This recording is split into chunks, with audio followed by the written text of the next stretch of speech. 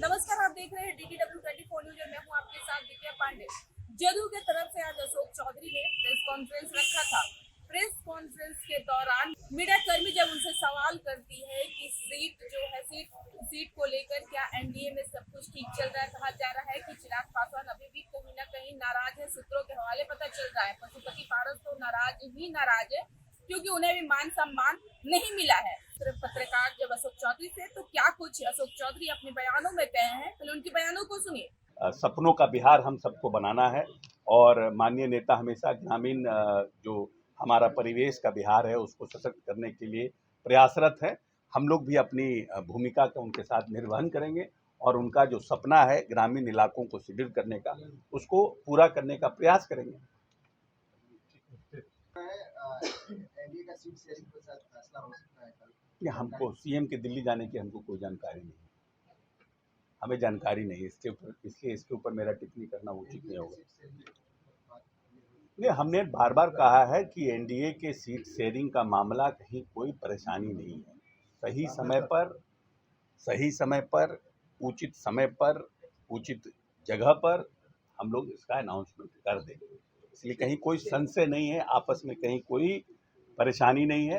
क्योंकि जहाँ जहाँ भारतीय जनता पार्टी की गठबंधन एनडीए की सरकारें हैं और जहाँ एनडीए की सरकारें चुनाव लड़ी, अभी किसी राज्य की घोषणा नहीं हुई है। भारतीय जनता पार्टी ने अपनी सीटों की घोषणा की है, फर्स्ट लिस्ट और सेकेंड लिस्ट, और जो आने वाले समय में जो उनका आएगा वो एनडीए से बात करके बाकी घटक दलों से बहुत जल्द हो जाएगा, इसमें कहीं कोई परेशानी नहीं। तेजस्वी यादव ने कल पटना से लेकर मुंबई तक एक बात उनकी आम रही कि मुख्यमंत्री नीतीश कुमार को लेकर काफी सॉफ्ट दिखे। उन्होंने कहा कि बहुत मजबूरी में बहुत फैसले वो ले रहे हैं, तो क्या लगता है कि कुछ तेजस्वी यादव का लगता है उनको ज्यादा ही सॉफ्ट है कुछ को लेकर? देखिए, ऐसा है ना कि कोई भी राजनेता जो बिहार की राजनीति करते हैं, क्योंकि 18 साल में नीतीश कुमार ने जो काम को किया है, निश्चित रूप से कहीं ना कहीं तेजस्वी जी जब सरकार से हटे थे तो उन्होंने नीतीश जी के ऊपर व्यक्तिगत प्रहार किया था और उनके पिता श्री लालू प्रसाद यादव जी ने व्यक्तिगत प्रहार किया था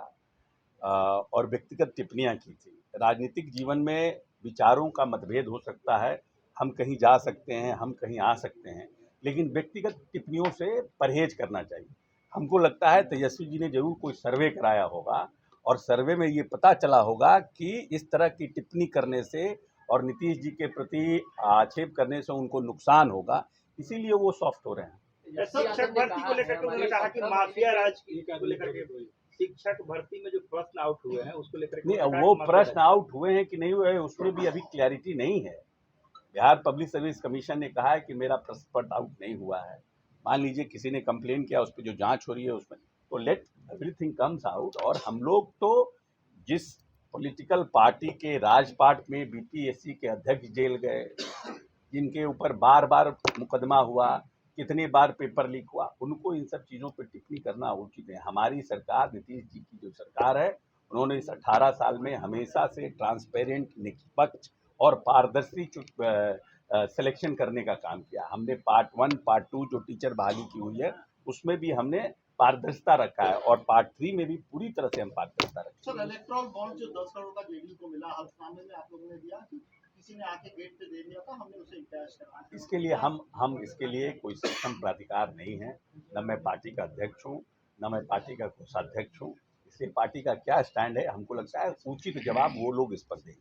तो आप लोगों ने सुना, साफ तौर पे अशोक चौधरी कहते हैं कि हार में पहले चरण का दूसरे चरण का सीट को लेकर बंटवारा कर दीजिए, अब बहुत जल्द और भी चीजों का बंटवारा हो जाएगा, कहीं कोई चीज का संशय नहीं है, एनडीए में सब कुछ ठीक है।